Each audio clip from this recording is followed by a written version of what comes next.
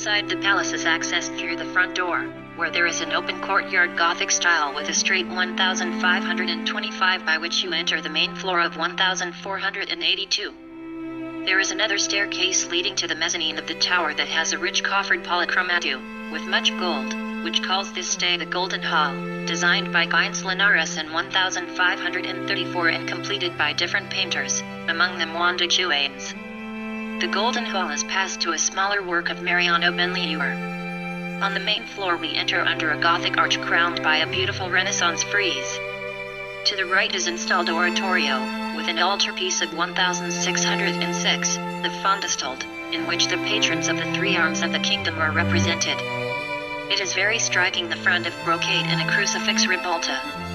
In the solemn hall of the Parliament they are represented in the canvases of the walls their estates. The fresco is of Juan Serenina.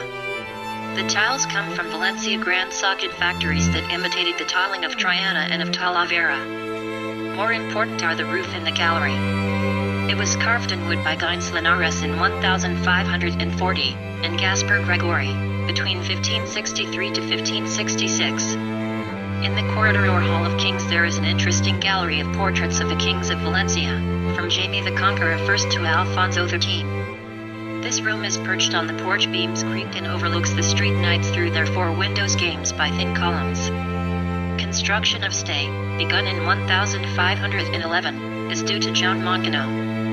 The original coffer disappeared in the 19th century and was replaced by the current. This room is currently used for receptions.